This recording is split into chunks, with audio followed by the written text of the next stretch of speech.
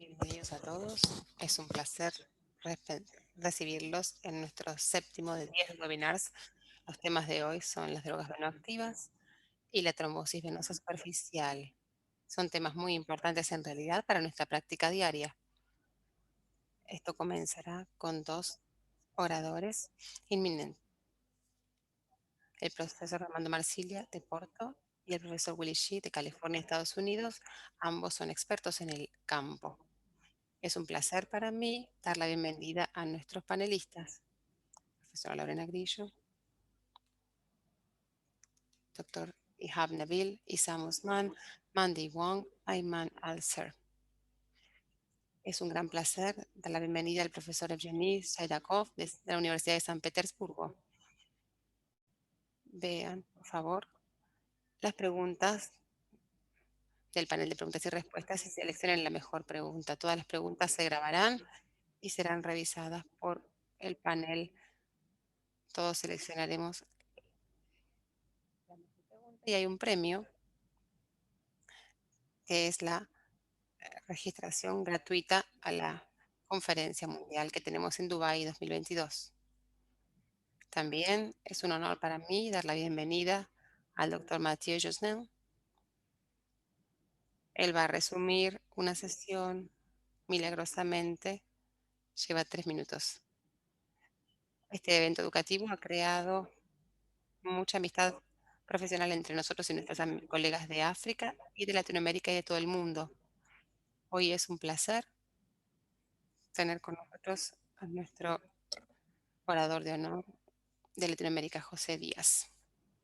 También me complace dar la bienvenida a uno de los pioneros de la cirugía vascular en Egipto, profesor Nabil El Miheri. No podemos continuar sin agradecer a la Fundación VWIN con sus 3 maestros, Sergio Gianesini, Oscar Bottini, Willy Shih, por su apoyo ilimitado. Quisiera agradecer a nuestros sponsors, Latino, Servier, Daflon, nuestro sponsor de oro, Medtronic, y nuestros sponsors, ICS, Medi y Promed, y Bioletec por su apoyo incondicional, sin los cuales esto habría sido imposible. Ahora es un placer para mí presentar al primer orador, profesor Armando Mancilia, de Portugal, presidente de la Sociedad Portuguesa de Angiología y Cirugía Vascular. También es presidente de la Sociedad Portuguesa de Flebología, secretario general de la sección UMS de la Junta de Cirugía Vascular, editor en jefe del International Angiology, presidente pasado de European Venous Forum, entre muchas otras asociaciones. Por favor, podría comenzar a compartir su presentación.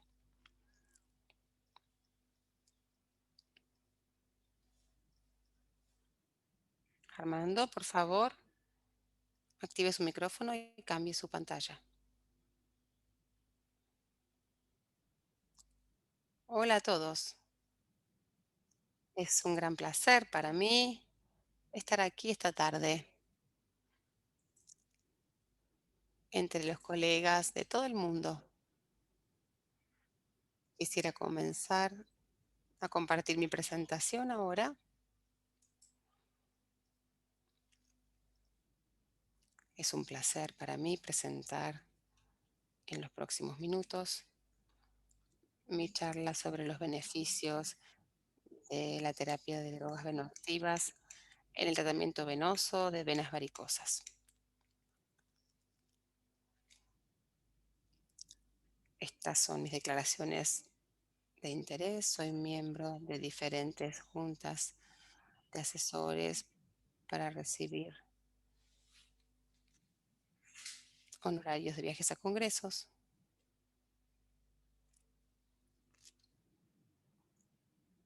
Está bien establecido que la CBD progresa en más del 50% de los pacientes. Sí hay factores de riesgo conocidos para la progresión y si esta es una patología con grandes costos económicos y un gran impacto en la calidad de vida de nuestros pacientes.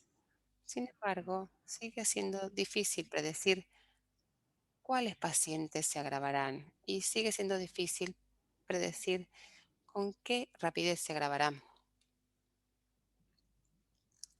En nuestra práctica diaria, para nosotros clínicos, es fundamental comprender qué son los diferentes pacientes, los que se pueden beneficiar y cómo se benefician con el tratamiento de las drogas venoactivas. Para responder esta pregunta es importante comprender cómo las venas, las varices se despliegan. En esta pregunta tenemos que considerar la importancia de las fuerzas biomecánicas y sabemos que las venas están expuestas a diferentes fuerzas biomecánicas. El flujo de la sangre, la presión luminal, intra y extraluminal y la longitudinal. Dependiendo de la magnitud de estas fuerzas, pueden estabilizar la arquitectura de la pared de los vasos o estimular un proceso de remodelación maladaptativo de las varices. Está bien aceptado que el reflujo valvular es el determinante predominante de la insuficiencia y las varices, pero está en debate todavía si la disfunción de la válvula inicia esta enfermedad venosa y o si la disfunción de la válvula es secundaria al remodelamiento venoso. Dentro de las fuerzas bioquímicas tenemos dos importantes preguntas de gran importancia.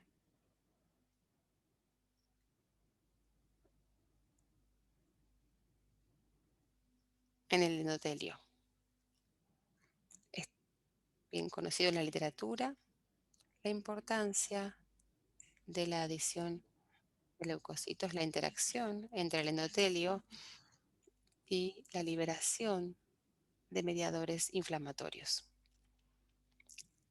En la patogénesis, entre otros estos factores, también deberíamos incluir la apoptosis desregulada. En realidad, las varices son una enfermedad compleja con una patogénesis de múltiples factores. Esto debe incluir la importancia de los factores hemodinámicos, hipoxia local, apoptosis, desregulación, alteraciones de la matriz extracelular, predisposición genética y factores ambientales y del paciente. Tratando de resumir todos estos mecanismos fisiopatológicos de la enfermedad venosa crónica, debemos tener en cuenta este círculo vicioso con la hipertensión venosa, la adición de los lipocitos, la interacción con el endotelio, la liberación de mediadores inflamatorios y en la base el concepto de inflamación venosa crónica específica y muy probablemente la liberación de los mediadores inflamatorios sea responsable por la activación de receptores, nociceptores de fibras y la producción de síntomas. Estos síntomas son difusos y desagradables y tienen un gran impacto en la calidad de vida. Habiendo dicho esto, podemos definir los objetivos de la administración desde los estadios iniciales de la enfermedad venosa crónica. Aliviar los síntomas venosos y mejorar los signos, interrumpir la cascada inflamatoria y prevenir la progresión a una mayor clase clínica. Es fundamental entender, como ya mencioné, la fisiopatología de la enfermedad para definir la administración efectiva con las drogas bioactivas.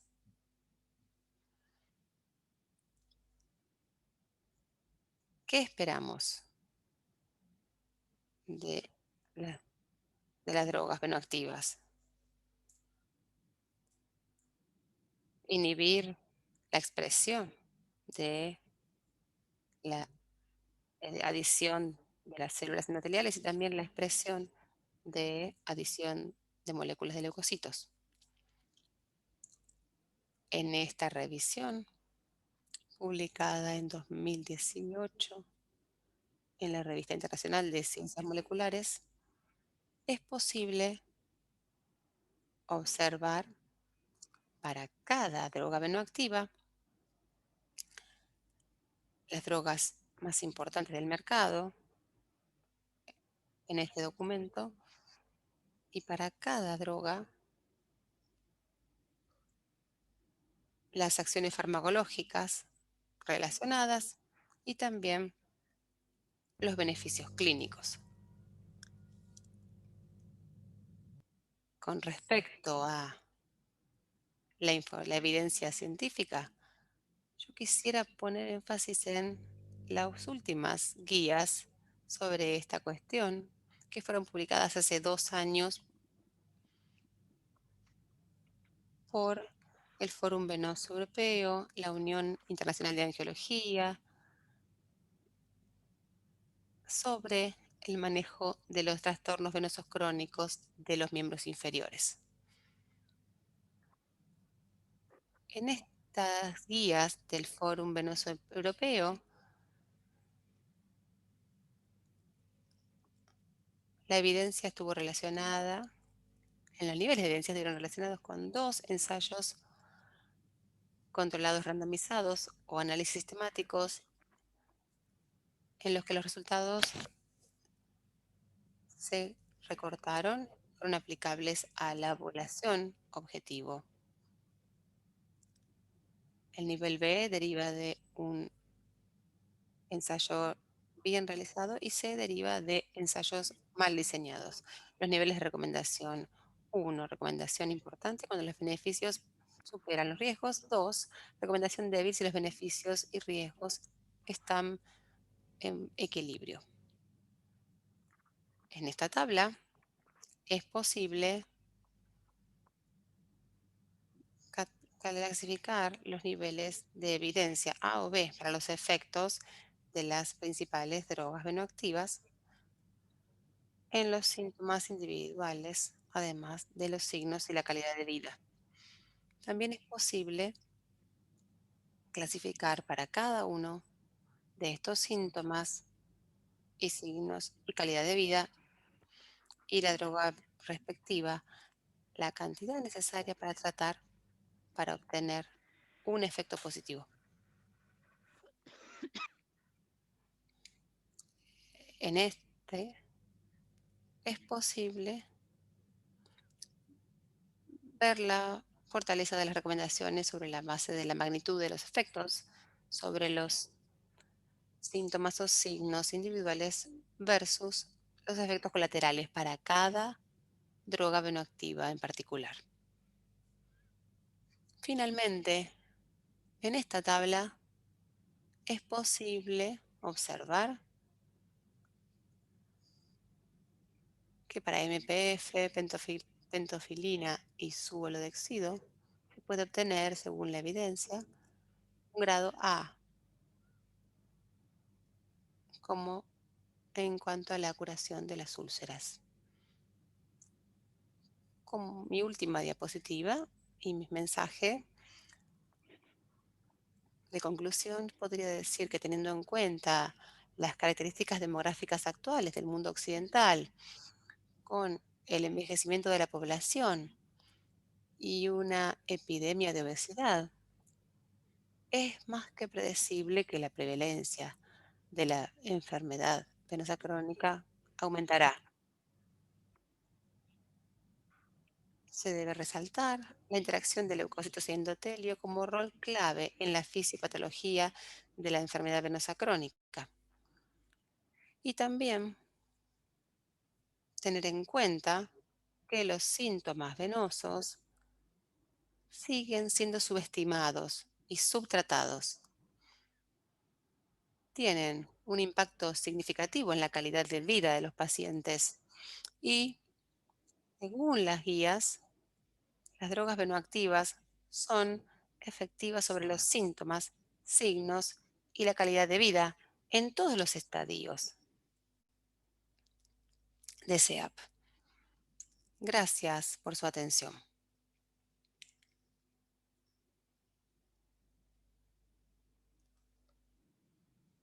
Gracias, profesor Armando Mancilla. Muchas gracias por su importante presentación y gracias por estar con nosotros. Quisiera decir algo más. ¿Tiene algún comentario después de su presentación? Bien, también es un placer para mí estar aquí hoy con todos ustedes y con los participantes que están online. Por supuesto, estaría más que contento de hablar de los beneficios en nuestra práctica diaria según la evidencia, las indicaciones para los diferentes tipos de pacientes y, por supuesto, teniendo en cuenta siempre las clasificaciones SEAP. Y no podemos olvidar que tenemos que tener en cuenta que esto no va a reemplazar otros tipos de tratamiento que debemos analizar. Hay que incluir en esta ecuación también las, los métodos de compresión y otros tratamientos son efectivos,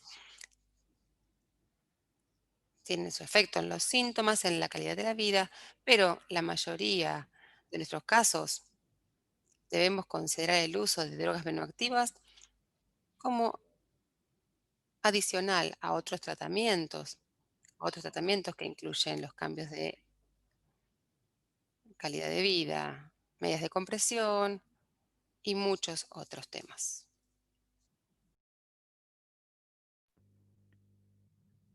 Doctora Rashida presenta a nuestros panelistas. Sí, muchas gracias. Quisiera también felicitar al profesor Armando Matelo por su valiosa presentación. Creo que esto va a ser el inicio de la colaboración de expertos de las ciencias básicas y los expertos en la clínica. Iniciamos así nuestras charlas de sábado por la noche, perdón. Es un honor para mí presentar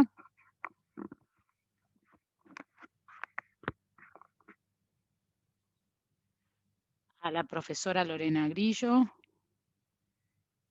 Quisiera poner la presentación de la profesora Lorena Grillo para poder presentarla. Es un honor para mí presentar a la profesora Lorena Grillo de Costa Rica, presidente de Flebolatam.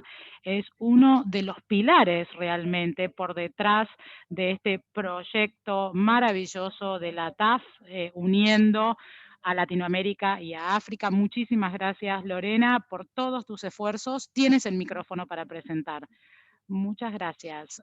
Ha sido una gran presentación la del doctor Mancilla por mucha información que nos ha presentado en la perspectiva de esta cascada crónica de la inflamación, anomalías hemodinámicas y alteraciones. ¿Cuál es la longitud del tratamiento con drogas venoactivas y qué parámetros podría influenciar más esta decisión?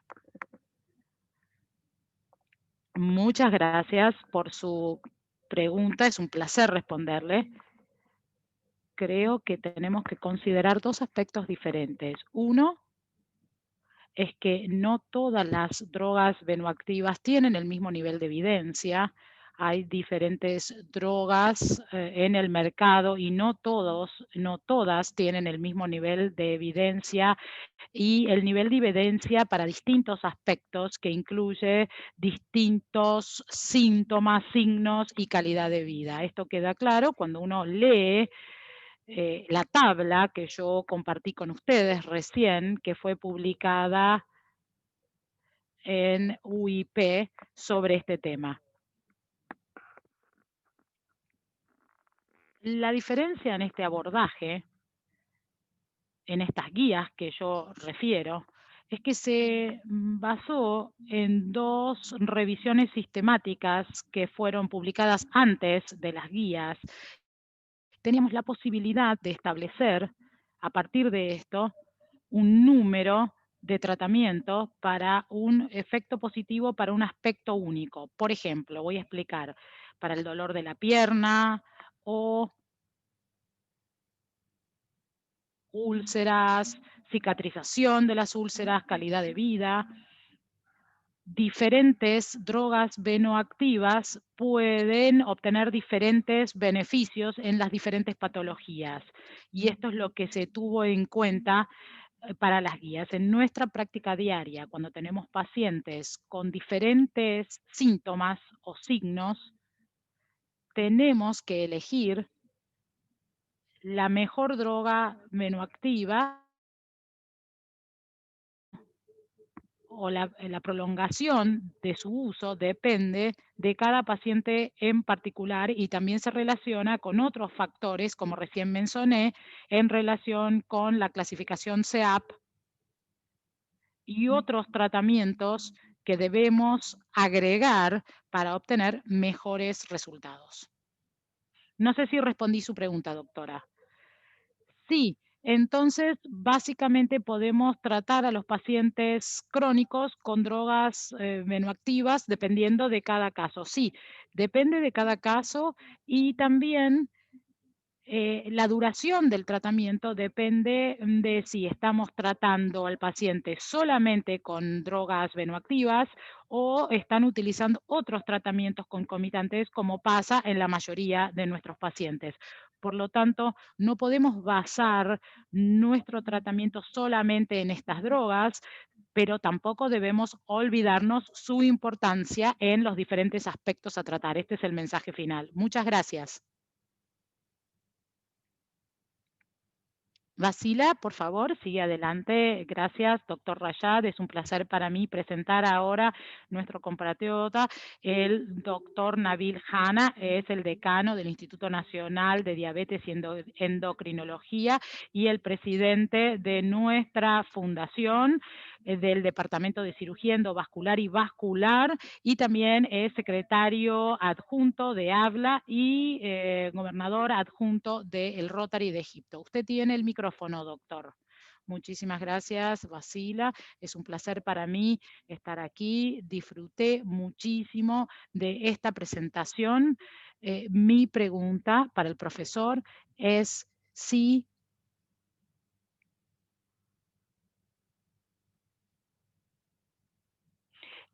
el modo de seguimiento para estas drogas venoactivas. ¿Durante cuánto tiempo hacer el seguimiento y cuándo se considera que los resultados han sido exitosos? ¿Cuál es la modalidad de seguimiento que se emplea? ¿Empezamos cargando la dosis de estas drogas y después bajamos a la dosis estándar o es solamente la dosis estándar desde el inicio? Muchas gracias por su amable pregunta. Para responder esta pregunta, me gustaría hacer referencia a algo que no incluí debido a un tema de no extenderme tanto en la presentación. El instrumento que debemos utilizar en nuestra práctica diaria tiene que ver en la evaluación de la calidad de vida. ¿Y cómo evaluar esta calidad de vida? Nosotros sabemos que los signos y los síntomas muchas veces son eh, subestimadas por los pacientes, por los clínicos, por nosotros y por la gente en general y los medios. La enfermedad venosa crónica no se toca mucho en los medios, no es un tema importante en los medios como un ACV o un infarto de miocardio, queda totalmente subestimada y tiene un gran impacto en la calidad de vida. Nosotros tenemos varios instrumentos para poder evaluar la calidad de vida y estos instrumentos se basan en cuestionarios. Estos cuestionarios hacen preguntas específicas dedicadas a la enfermedad venosa crónica para enfatizar la importancia de tenerlos. Son fáciles, son cuestionarios simples, no nos lleva mucho tiempo y son muy importantes, son cruciales para hacer el seguimiento de estos pacientes, no solamente para las drogas venoactivas, pero también para ellas. Si uno le receta una droga a estos pacientes, ¿durante cuánto tiempo hay que evaluarlos? Bueno, si tienen la oportunidad de evaluar la calidad de vida al inicio y 2 meses después o 3 meses después, probablemente van a observar un efecto positivo en la calidad de vida, y esto va a incluirse en la puntuación, en el score final del cuestionario, y esto puede validar muchos aspectos y tengan en cuenta que es muy simple de realizar el cuestionario. Gracias. Doctor, ¿sigo adelante? Sí, por favor. Ahora es un placer para mí presentar al profesor Ayman Eser. Es uno de los mejores ejemplos de nuestros fellows más jóvenes de Palestina. Tiene un MRCS, también es parte de la Junta de Cirugía Palestina. Ha venido a Egipto para hacer su entrenamiento en el Hospital Universitario de Cairo y está en su último año de fellow de estudios vasculares en nuestro instituto. Usted tiene el micrófono, doctor. Muchísimas gracias, doctora Basila. Muchas gracias, doctor Rashad, por darme la oportunidad de participar de este webinar con los mejores especialistas del mundo. Muchísimas gracias, doctor Armando Mancila, por su presentación. Mi pregunta es la siguiente. ¿Usted considera que entender el mecanismo celular subyacente a la enfermedad y las causas mecánicas podrían llevarnos a recomendar estas drogas venoactivas como un tratamiento preventivo para aquellas personas que tienen predisposición ambiental o genética? Muchísimas gracias por su pregunta, doctor. No tenemos evidencia sobre esto.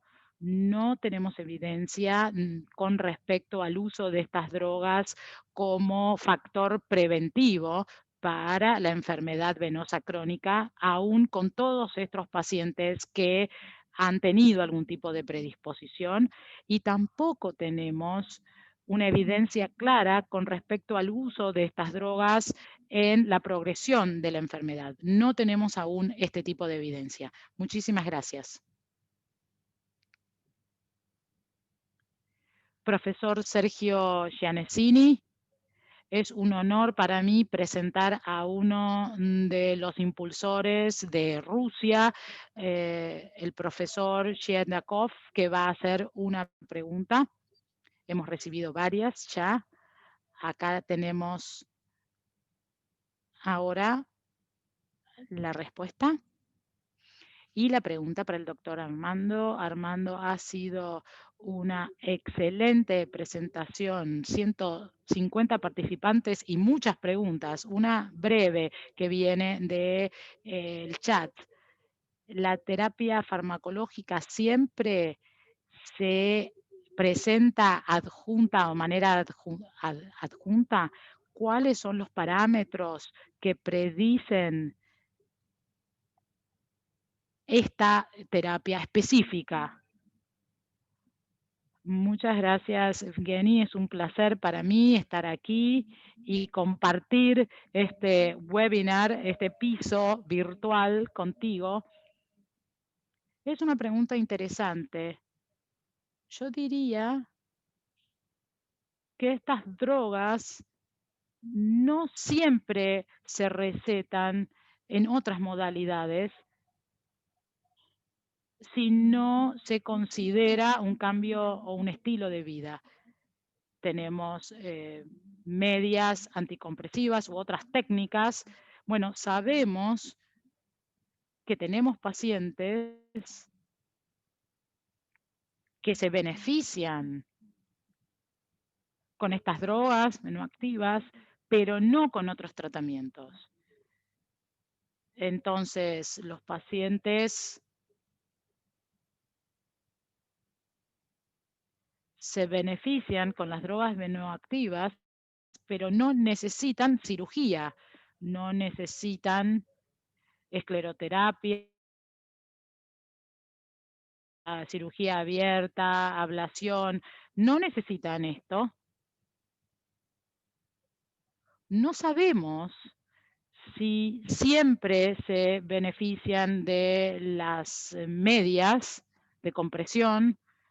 Bueno, podríamos debatir esto con Sergio porque él es un experto en este campo, pero los pacientes tienen diferentes situaciones en diferentes partes del mundo y no todos se benefician con el uso de medias de elastocompresión. A veces sí, a veces no. Y lo mismo pasa con las drogas venoactivas. Hay un paciente, un grupo de pacientes que tiene algunos beneficios específicos, pero no todos. No sé, Sergio, si quieres agregar algo con respecto a esto. Es como un debate interactivo. Sí, podríamos estar aquí horas, es un tema fascinante. Hay estudios que muestran que eh, a veces se disminuye la densidad funcional y se pueden beneficiar con estos tratamientos. Otra cosa que me parece importante es que hay papers nuevos que muestran que cuando uno aumenta la temperatura en la pierna, tienen un aumento del outflow hasta 8 veces. Entonces, aún en países con calor, el uso de medias de elastocompresión podrían generar una mejora en el drenaje porque uno está sacando, eliminando la estasis. No hay una respuesta fija, pero se puede debatir muchísimo, hacer brainstorming para seguir investigando sobre estos temas porque son muy interesantes. Sí, estoy completamente de acuerdo, es fascinante este tema. No siempre es blanco o negro y es por este motivo que estos pacientes necesitan ser tratados a través de clínicos y no solamente la farmacología, porque tienen que tener una evaluación clínica antes para, antes de algún tipo de tratamiento, tienen que tener una evaluación clínica. Última pregunta y breve. Si tiene que elegir uno u otro de estas drogas, ¿cuál elegiría para tratar a los pacientes C2, C3? Para responder la pregunta, bueno, no voy a dar mi opinión personal o no necesito compartir lo que yo veo en mi práctica diaria. Para responder esta pregunta tenemos que leer las guías y las últimas guías europeas y también las últimas guías sudamericanas tienen la misma respuesta para esta pregunta. Los MPFF tienen la evidencia más alta, el nivel de evidencia más alta con respecto a la recomendación de acuerdo a los diferentes síntomas, signos y específicamente el impacto que tienen sobre la calidad de vida. Así que es mejor verlo en las tablas que fueron publicadas, como les mencioné recién, en estas guías 2018 de Europa y también creo que fueron las guías del 2016 de Sudamérica. Pero seguramente Oscar puede confirmar si fueron las guías del 2016 o si me equivoqué en la fecha. Muchísimas gracias, ha sido una excelente presentación. Seguimos con nuestro próximo presentador. Voy a presentar al doctor José Díaz, es nuestro invitado de honor de Latinoamérica, originalmente de Argentina, es director de la División de Investigación Quirúrgica de la Universidad de Vanderbilt en Estados Unidos, miembro honorario y secretario de Publicaciones Científicas del Colegio Argentino de Cirugía Venosa y Linfática y es el vicejefe o vicepresidente del Comité Educativo UIP. Doctor José Díaz, por favor, active el micrófono. Muchísimas gracias por la invitación. Estoy disfrutando muchísimo de este seminario. felicito al doctor Mansilla. ¿Mis comentarios van a estar al final o este es mi momento para hacer los comentarios con respecto a la presentación del doctor Mansilla? Sí, como usted lo dice, lo puede hacer ahora, si así prefiere. Puede hacer los comentarios ahora. Sí, perfecto, muchísimas gracias. Presen- Su presentación me encantó, la disfruté mucho, doctor Mansilla, lo felicito realmente. La presentación se dividió principalmente en dos partes: la evidencia que tenemos con respecto a diferentes aspectos de la ciencia básica. Usted tocó temas relacionados con la presión, la tensión y las tensiones biomecánicas, y también luego ilustró el remodelado, que es algo muy importante del proceso de la insuficiencia venosa crónica. Habló del reflujo y, muy interesante, mencionó algo muy importante, que es pensar en la etiología cuando tenemos dos componentes, la pared de la vena y el inflow, cuál viene primero. Y esto es algo complejo y hace que la comprensión de la insuficiencia venosa crónica se haga más difícil aún. Luego habló de la interacción de la inflamación crónica y cómo podemos ver los síntomas a partir de esta inflamación crónica. Luego habló del manejo temprano de varias drogas y presentó las guías del 2018 que muestran las tablas que se publicaron en estas guías, que son muy interesantes para poder entender los beneficios específicos de cada una de las drogas que tenemos actualmente disponibles en la mayoría de los países.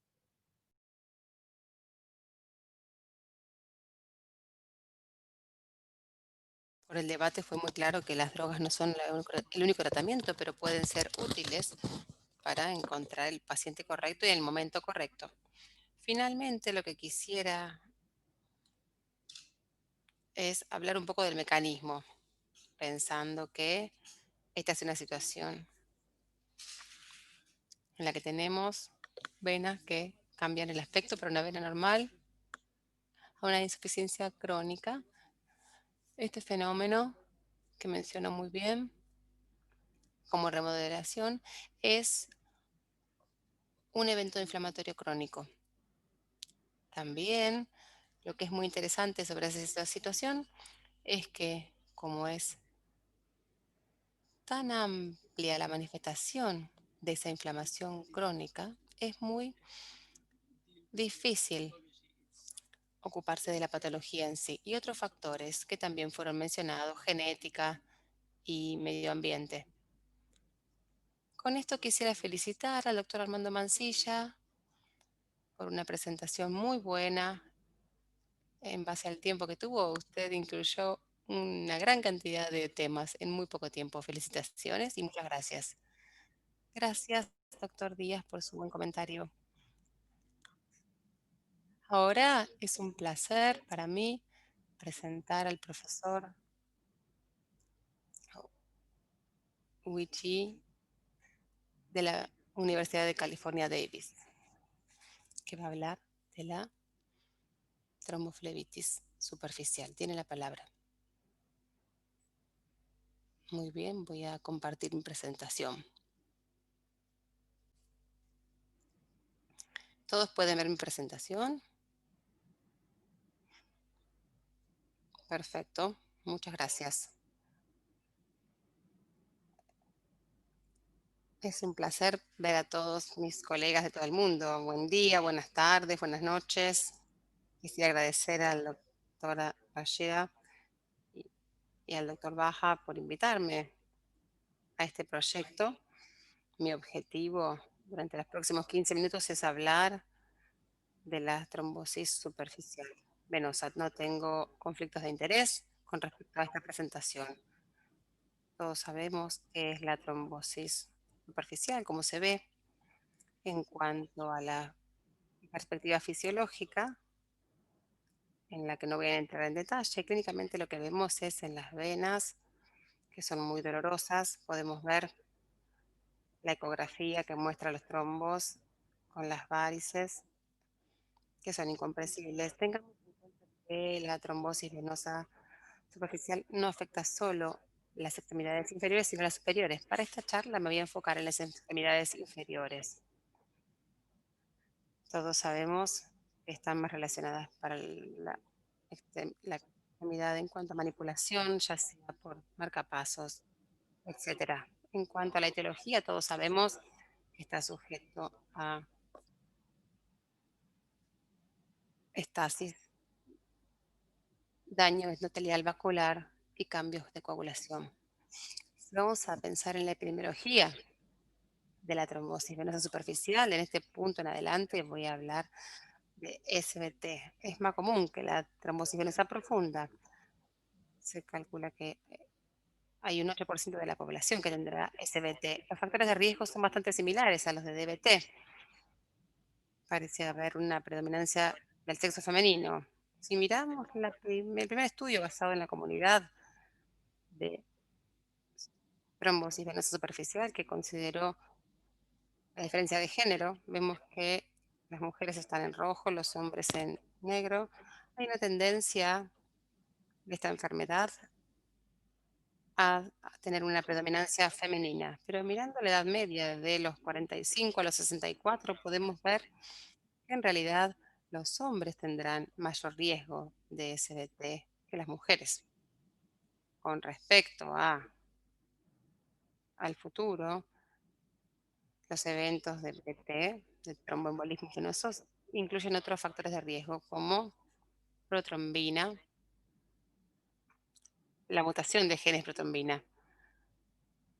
Es un factor de riesgo independiente para predecir eventos de tromboembolia venosa. Lo que vimos es que una incidencia de 3 meses de BT después de un evento de SBT es de 10,2%. Un seguimiento en el ensayo post mostró que para los pacientes que tuvieron SBT al mismo tiempo, estos pacientes tenían una concomitancia de un 24% de posibilidades de tener DBT concomitante, lo que no se debe ignorar. En cuanto al estudio Optimev, que se publicó al mismo tiempo que el post, la tasa de concomitancia del DBT es de 29%, con factores de riesgo similares para ambas, para tanto SBT y DBT. La recurrencia de DBT tuvo un 3% en 3 meses en este ensayo en particular. Un seguimiento en el estudio Optimev incluyó los pacientes que retrospectivamente tenían anticoagulación. Un 75% de los pacientes de ISBT fueron tratados con anticoagulación para una media de un poco más de 2 semanas. Cerca del 99% de los pacientes con DBT fueron tratados con anticoagulación por casi 6 meses. Veamos la tasa acumulativa de DBT en 3 años. Lo que vemos es que la incidencia de la recurrencia en ellos que tuvieron DBT es de un 5 o 9%. En los pacientes que tuvieron SBT aislada, tuvieron un desarrollo de 2,5% de DBT en ese periodo de 3 años. Ahí hay una gran diferencia en los dos grupos. Veamos aquí la tasa acumulativa de DBT. Incluye PE, DBT, también extensión de SBT. Podemos ver que esta brecha se reduce. El mayor registro que conocemos de SBT viene del Registro Nacional Danés de más de 10.000 pacientes con un seguimiento de casi 30 años, 32 años. El mayor riesgo de BTE en los primeros 3 meses con un índice de riesgo de 71,4%. Los puntos clave en este registro en particular son que en los 3 meses después de un evento de SBT aislado, el riesgo de desarrollar un evento venoso profundo o embolia pulmonar es de 3,4%. Este riesgo se multiplica por 5 a los 5 años después del evento superficial. Esto no hay que ignorarlo. En cuanto a la hipercoagulabilidad y SBT, todos conocemos algo que vemos en nuestros pacientes, que es Leiden factor 5 y mutación genética. Y el riesgo de estos es de 2 a 3 veces. Pero el mayor grupo de pacientes que tiene el mayor riesgo de SBT es el de antitrombina 3, proteína C o proteína S en deficiencia. Estos pacientes tienen casi una multiplicación de 30 veces en riesgo de SBT. En cuanto al tratamiento, hay diferentes modalidades de tratamiento que se han estudiado, desde el tratamiento conservador hasta cirugía. Lo veremos más en profundidad. El ensayo Besalio es el primer ensayo randomizado que estudia la anticoagulación en este caso. Se utilizó en forma profiláctica y también en forma terapéutica nadrosparina, solo con SBT en la vena safena mayor. El criterio de eficacia primario fue la complicación de BTE y o extensión de SBT sintomática o asintomática. Esta muerte no es parte del estudio de estas causas. La conclusión del estudio es que el 8,6% de la dosis profilaxis y 7,2% de dosis tratamiento cumplieron el criterio de eficacia primaria, lo que significa que la dosis profiláctica de natroparina es casi similar con la dosis de tratamiento. Otro ensayo, el Calisto, publicado exactamente hace 10 años, es un ensayo randomizado donde 3.002 pacientes recibieron Fondaparinux a 2,5 miligramos por día o placebo por 45 días. El seguimiento fue durante 77 días. El criterio de eficacia primaria fue similar a Basilio. Lo que se agregó fue que el compuesto de muerte por alguna causa se incluyeron en este ensayo. La conclusión de este ensayo, si vemos la curva Kaplan-Meier, es que los que fueron randomizados a placebo tuvieron un aumento de 6 veces en la incidencia primaria en comparación con los que fueron randomizados a Fundaparinux. No hay diferencia entre los dos grupos. Nuevamente este estudio nos dio una conclusión muy sorprendente de que la anticoagulación es realmente necesaria en base a la tasa de eventos. Al lado de Calisto y Basalio, el ensayo Surprise fue publicado hace unos 3 años. Es un ensayo más pequeño, pero que analiza el grupo de pacientes similar. 500 pacientes fueron randomizados para recibir Rivaroxaban 10 miligramos por día versus Fondaparinux 2,5 miligramos por día. El tratamiento fue de 45 días y luego un seguimiento de otros 45 días. Considerando la curva Kaplan-Meier, durante los primeros 45 días no vemos diferencias entre los dos grupos, el grupo Fundaparinov o el Rivaroximab. Después de estos días de tratamiento, cuando termina el tratamiento, lo que vemos es que comenzamos a ver el aumento de incidentes del evento primario en ambos grupos. Esto sugiere que estos pacientes fueron aislados, con SBT aislada, no están seguros después de un periodo breve, porque van a tener aumentos de incidentes después de anticoagulación. Tengan en cuenta que las dosis de anticoagulación en el ensayo Surprise estaban en dosis profiláctica.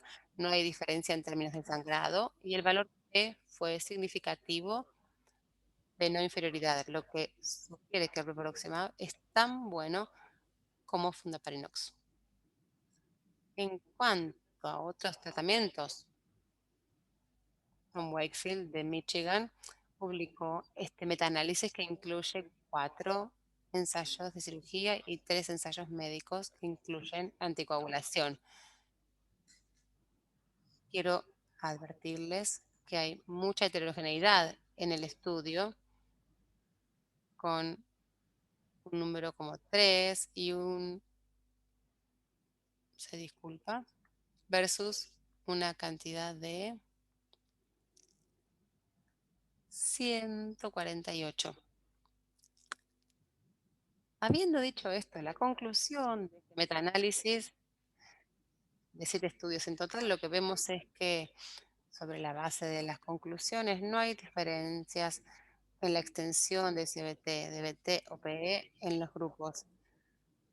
Los, todos los grupos tuvieron complicaciones y la anticoagulación parece ser mejor para disminuir DBT y PE. La cirugía va a reducir la extensión del CBT y el dolor. El último ensayo del que hablaré es un ensayo de compresión en pacientes aislados con SBT. Es un estudio que fue presentado hace 6 años. Los pacientes fueron randomizados a compresión versus no compresión para una trombosis venosa superficial aislada. Estos pacientes recibieron heparina de bajo peso molecular a dosis profiláctica y no se permitieron drogas esteroides. El criterio primario fue la escala de dolor análoga visual. Les voy a evitar los detalles con respecto a los números exactos, pero los 2 puntos importantes que voy a mencionar son en cuanto a la escala de dolor. El criterio primario es que no había diferencia entre los 2 grupos, fueran randomizados a compresión versus no compresión. Pero lo que es interesante es que en cuanto a la reducción de la longitud del trombo, los que fueron randomizados a compresión tuvieron un mejor resultado que los que fueron randomizados a no compresión. ¿Qué nos dice esta guía? Esta es la guía Chaska de 2010 con heparina de bajo peso molecular de 45 días, con recomendación grado 2B. La dosis profiláctica de heparina de bajo peso molecular, grado C, 2C. Con respecto al mundo real, esta es una guía, un cuestionario de la ABF de 2011, considerando la pregunta, ¿usted trata el SBT aislado con anticoagulación? Tristemente, lo que vemos es que menos de 10 o casi 10% de los pacientes en este cuestionario en particular indicaron que tratarían a los pacientes con anticoagulación. En conclusión, sobre mi presentación, espero haber transmitido que la incidencia de trombosis venosa superficial es más que la de la trombosis venosa profunda. Hay variabilidad en la presentación clínica, afecta a las proximidades inferiores y superiores. Hay riesgo futuro de BTE concurrente en base a los estudios epidemiológicos que presenté. En la cantidad del 20 al 30%, un riesgo futuro de BTE después de SBT aislado es de un 3 a 4%. Se necesita un tratamiento médico extendido para prevenir recurrencia en base al ensayo Surprise principalmente.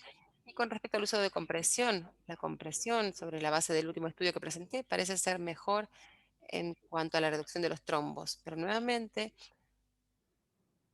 con la mitigación del dolor. Y con esto concluyo. Profesor Willy Chi es el director científico de la Fundación BWIP.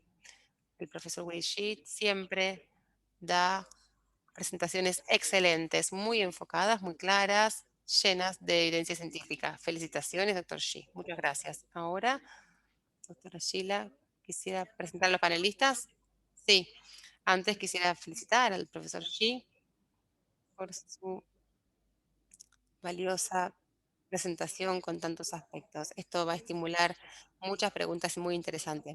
Muchas gracias. Ahora me complace presentar a alguien que no necesita presentación. Profesor Isam Osman, cirujano vascular consultor, jefe de Riyadh, Saúl. Tenemos mu nos ha lle nos hemos tomado nuestro tiempo para decir qué bandera íbamos a poner en la presentación del doctor Osman. Esta fue mi decisión. Puse la si fuera sido mi decisión, yo habría puesto la bandera de las Naciones Unidas. Aquí vemos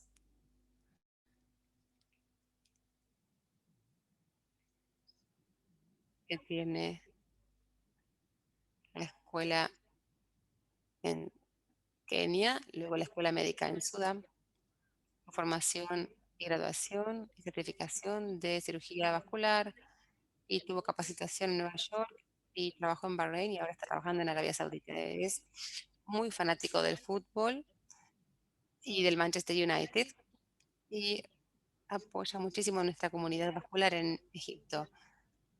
Nuestras reuniones reales de la sociedad vascular nos ayuda mucho y a los fellows jóvenes y es muy útil recibir a los fellows en capacitación en su departamento de Inglaterra. Muchas gracias, profesor Sam Osman, por su apoyo a nuestra comunidad en Egipto y tiene la palabra.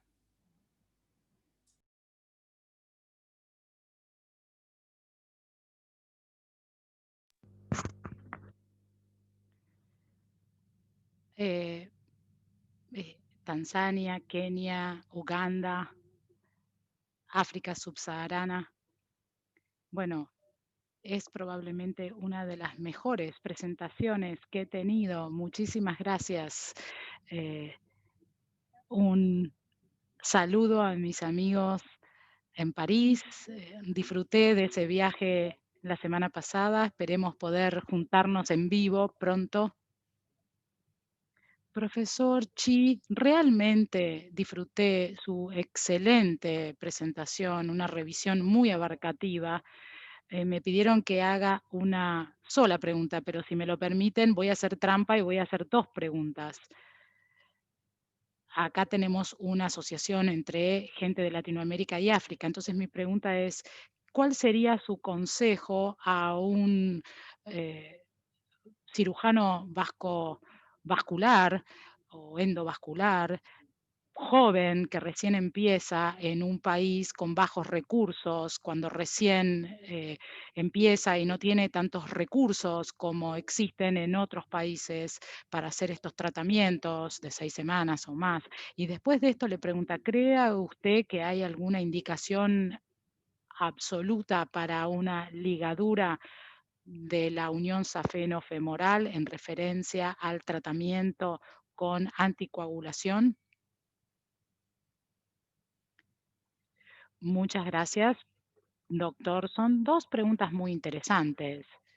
Muchas veces en el mundo occidental tenemos el privilegio de contar con todas las herramientas necesarias, pero hay que entender que hay países que no tienen tantos privilegios y tienen muchas limitaciones. Por lo tanto, voy a empezar con esa pregunta primero. La heparina de bajo peso molecular es el tratamiento de elección en pacientes que tienen eventos aislados. No tenemos que ir a los DOACs.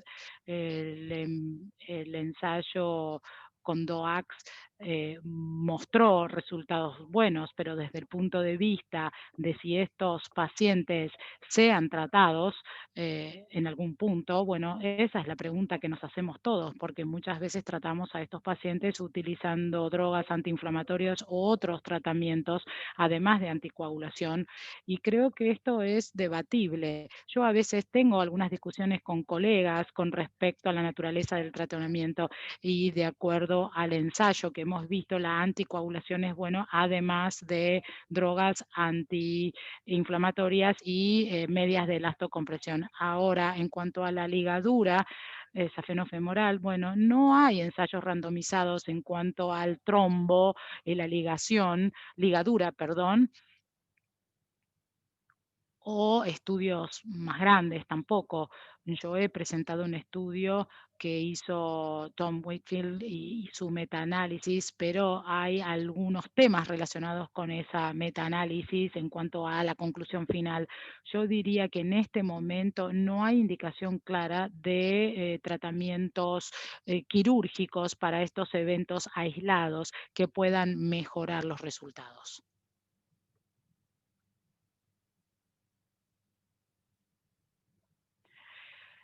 Ahora pasamos a Canadá para presentar al presidente de la Sociedad Canadiense de Flebología, doctora Mandy Wong. Ella va a estar a cargo de la segunda parte de nuestra noche. Muchísimas gracias, Mandy, y felicitaciones por el Congreso canadiense que se hizo hace unas semanas atrás. Y por supuesto, ahora tiene el micrófono, doctora. Muchas gracias por haberme invitado. Realmente disfruté de la presentación del doctor Chi y dado que el registro danés ha dicho que el momento más peligroso de un SBT, ¿cree usted que se requiere mayor tiempo de anticoagulación, más de 3 meses? ¿Le parece eso apropiado para un evento aislado de trombosis venosa superficial? Bueno, en base a 2 de los ensayos que yo he presentado, uno que es el SURPRISE, randomizando pacientes a Rivaroxaban o Amipranox después de 45 días de tratamiento para cualquiera de los grupos. Después de 45 días se puede empezar a ver la incidencia que empieza a subir en el principal endpoint. Así que 45 días no es suficiente para pacientes con TBS aislada. Ahora, en base al estudio danés y a otros estudios que he presentado, parece que se necesita mayor duración, 3 meses, 6 meses. Bueno, esa es una pregunta que todavía no tenemos respuesta. Habría que, bueno, decir que la mayoría de las veces los tratamos 45 días porque esa es la evidencia que tenemos, pero estoy completamente de acuerdo que estos pacientes definitivamente tienen que tener un tratamiento más extenso y puede funcionar bastante bien y podría ser de 3 meses. Y también voy a hacer trampa y hago una segunda pregunta. Si usted tiene una TBS que está asociado con un reflujo de la unión safeno-fenomoral, ¿hay algún momento justo o apropiado en donde se pueda tratarlos con escleroterapia con espuma o con algún láser endovenoso? Bueno, algo que no mencioné es que hay algunos médicos que utilizan la distancia de entrada a la unión poplitea o safenofemoral como guía para el tratamiento de la TBS. Eso es algo que no hablé, que no dije porque no tenía suficiente tiempo. Pero para responder tu pregunta de si hay que tratarlos en forma mínimamente invasiva, con catéter, térmico o no térmico. Bueno, no tenemos evidencia o datos para saber si esto es lo adecuado en este momento, pero a partir de mi práctica diaria, los pacientes con TBS aislada ya tienen inflamación. Queremos agregar más inflamación, muchas veces ni siquiera puedo pasar el catéter porque está ocluido o aún después de un periodo de tiempo, unos meses después, desarrollan sinequías y tienen un tema luminal crónico. Es difícil pasar el catéter. Hice a un paciente ayer que requirió trabajo adicional para poder hacerlo. Por lo tanto, mi sugerencia, al menos en este momento, es que no hay evidencia que justifique que a estos pacientes hay que tratarlos en forma invasiva, en agudo. Tal vez más adelante, si el paciente desarrolla, digamos, por ejemplo, algún segundo episodio o una recidiva o tiene otros síntomas relacionados con la enfermedad venosa crónica, bueno, entonces allí hay que analizar la situación con otro punto de vista y manejarlo desde ese punto de vista, pero desde el punto de vista de agudo no hay indicación para tratamiento mínimamente invasivo. Muchísimas gracias. Entonces, la extensión podría ser de hasta 3 meses. Sí, muchas gracias. Muchas gracias por su excelente pregunta y muchísimas gracias por la respuesta tan clara del doctor Chi. Y ahora el profesor Genesini. Bueno, yo quisiera nuevamente felicitarlos. He estado escuchando muchísimas presentaciones y realmente estas han sido excelentes. Bravo. Es un placer para mí presentar al profesor Chanakov. Es un gigante del campo que nos ocupa. Seguramente estaremos juntos. Ahora, preguntas, por favor. Muchísimas gracias, mi amigo. Bueno, tenemos muchas preguntas, muchas preguntas. Es difícil elegir una. Es difícil decidir cuál es la mejor para hacer. Angeli Dahl, a ver. La trombosis venosa superficial de la unión safenofemoral, ¿tiene la distancia, tiene alguna diferencia o hace alguna diferencia en cuanto al plan de tratamiento? Y cuando seleccionamos la trombosis venosa superficial, ¿cuándo hacemos una intervención quirúrgica? Muchas gracias por sus preguntas. Voy a relacionada con lo que dijo Mandy, porque cuando yo respondí su pregunta no hablé de la distancia hacia las uniones, ya sea la safenopoplitea o la safenofemoral, pero por lo general es de 3 a 5 centímetros. Dentro de ese rango, muchos médicos eligen tratar.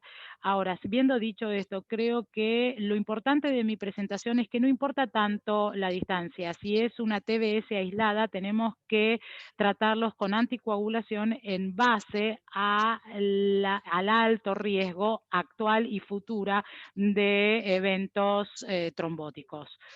Entonces, desde ese punto de vista, tengo que advertirlos, de 3 a 5 centímetros es lo que nosotros tomaríamos de distancia, pero desde mi punto de vista tenemos que tratar a todas las tromboplebitis superficiales. Ahora, si hay indicación para intervención quirúrgica de la unión safeno-femoral o cualquier intervención, bueno, no tenemos datos específicos sobre eso. En este momento, ninguno de los ensayos randomizados que hemos visto en la última década con pacientes randomizados en grupos de anticoagulación o cirugía, y esto puede incluir ligadura versus algún otro tipo de procedimiento endovenoso. No tenemos estos datos, no hemos hecho esta comparación. Entonces, en base a esto, yo no tengo evidencia para indicar tratamiento quirúrgico o no en pacientes con TBS aislada. En base al estudio que publicó Tame Wakefield en Michigan, la intervención quirúrgica de la remoción del trombo ayuda con aliviar el dolor, pero tenemos otros métodos para aliviar el dolor como antiinflamatorios, anticoagulantes, y así como también medias de elastocompresión. Muchas gracias. Siguiente pregunta de Asad Chinaliv. ¿Cuál es su opinión en las crosectomías clásica, radiofrecuencia láser para la trombosis venosa superficial? ¿Es suficiente utilizar medias de elastocompresión y drogas y medicación? Bueno, la primera parte de la corsectomía no hay indicación específica en cuanto a la cirugía para el tratamiento de TBS aislada. En cuanto a la segunda pregunta de anticoagulación y medias de elastocompresión. Perdón, doctor, ¿me podría repetir la segunda parte después de lo que dijo de la crosectomía? ¿Es suficiente utilizar medias de lactocompresión y utilizar medias y medicación, perdón, y medicación? Bueno, las medias de lactocompresión, bueno, yo lo utilizo, pero tenemos que ver lo que tenemos, los ensayos. Los ensayos que yo presenté, el último que presenté, muestra que las medias de elastocompresión reducen la longitud del trombo, pero en cuanto a los síntomas, en base al ensayo, los pacientes todos tomaban dosis profilácticas de heparina y esto puede ayudar a aliviar el dolor. Entonces, en base a ese estudio, la compresión tiene eficacia, sobre todo en la reducción de la longitud del trombo y posiblemente en sí misma puede tener beneficios en cuanto a aliviar el dolor.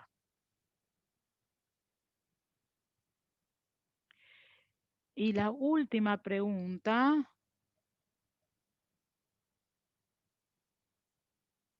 algunos hallazgos de tromboembolia se asocian y se han descrito. ¿La trombosis venosa superficial es un hallazgo común? ¿Cómo trataría esta afección? ¿Administraría anticoagulantes en todos los casos? Bueno, quiero responder la pregunta de Pauline. Siempre tiene grandes y muy buenas preguntas que me hacen pensar mucho, pero mi respuesta es la siguiente. En base a los estudios actuales en cuanto a COVID y trombosis, sabemos que están altamente vinculados. Hay muchos pacientes con COVID que desarrollan trombosis. Ahora, en cuanto a estudiar la incidencia específica de TBS aislada en estos pacientes, bueno, todavía no tenemos muchos datos. La mayoría de los datos que tenemos tienen que ver con TBP y TBS. En cuanto al punto del tratamiento, cualquier tipo de trombosis puede desarrollarse con COVID, incluyendo TBS aislada. Estos pacientes con COVID tienen alto riesgo de desarrollar alta incidencia de otros tipos de eventos tromboembolíticos. Estos pacientes van a tener que tener anticoagulación y seguramente muchos hospitales en este momento en todas partes del mundo tienen protocolos para proteger a los pacientes, aunque no tengan trombo en este momento, pero van a recibir algún tratamiento, dosis profiláctica de anticoagulación, además de otros tipos de tratamientos, como por ejemplo una bomba de compresión mecánica. Muchísimas gracias, profesor. Sherikov, y muchas gracias, doctor Chi, por sus respuestas. Ahora llegamos a la última parte de nuestro webinar. Es un placer para mí presentar al presidente de la Sociedad Francesa de Linfología. Él nos va a hacer una presentación, el doctor Mathieu Josnin, de 2 o 3 minutos nada más. Muchas gracias. Tiene el micrófono. Buenas tardes a todos. Simplemente voy a hacer un resumen en pocas palabras porque mucha información ya se ha presentado antes de la mía. Muchísimas gracias por su invitación en esta nueva sesión de sábado por la noche. Quiero comenzar con... Creo que es muy importante para el mundo médico esto con respecto a la primera presentación. Esto probablemente se relaciona a tener falta de conocimiento. O la otra presentación nos mostró las recomendaciones internacionales que se utilizan, información necesaria para que todos los médicos conozcan las guías y las indicaciones, y esto todo se basa en recomendaciones internacionales. El abordaje científico también es muy importante, no solamente para los pacientes, sino también para especialmente los médicos. La patogénesis de la enfermedad es importante conocerla para poder resaltar el valor de estas drogas venoactivas y hay que tenerlo en cuenta. Y también la TBS afecta a muchas de las personas del mundo. Las drogas venoactivas son parte del tratamiento, pero también tenemos que considerar otros tipos de tratamientos. No hay evidencia del impacto de estas drogas venoactivas en la corrección de la enfermedad y probablemente el impacto mayor va a ser sobre la calidad de vida.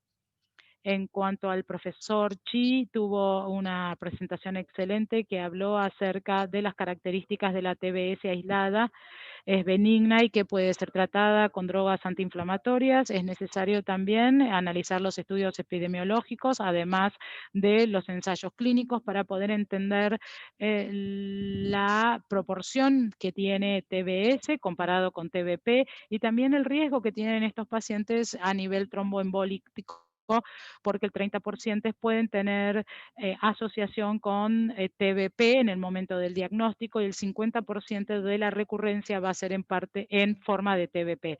Por supuesto, no hay una necesidad absoluta de realizar ecografías para estos pacientes, pero es óptimo poder hacerlo para poder tener una buena evolución y manejo de la TBS, y el valor de la anticoagulación también es muy importante. La recomendación ha sido actualizada y sigue siendo la elección de tratamiento al menos durante 45 días. Ligadura no proporciona beneficios en cuanto al tromboembolismo y los ensayos no muestran superioridad en esto.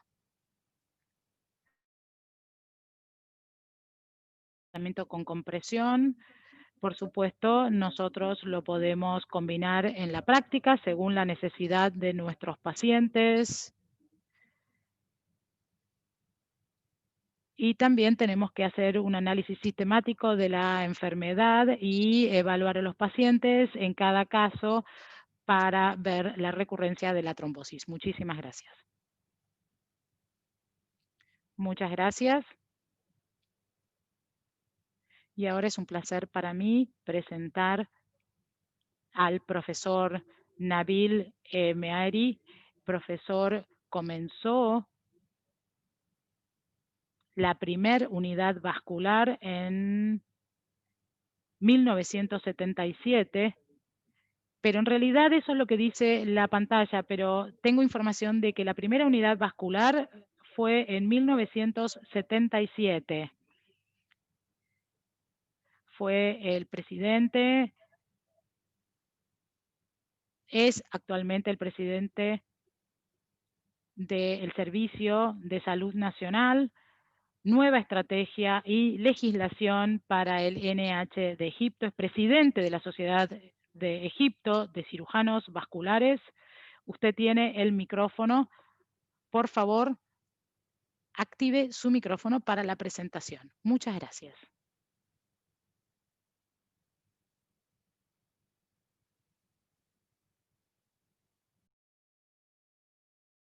Muchas gracias, es un honor para mí compartir esta excelente presentación.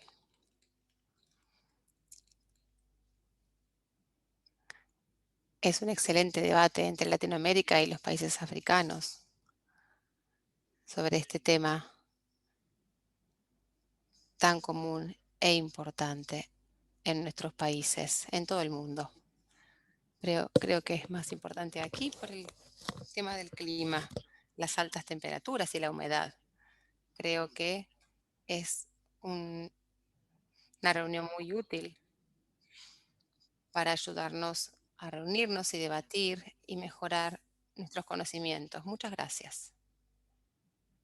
Muchas gracias, profesor. Gracias por estar con nosotros.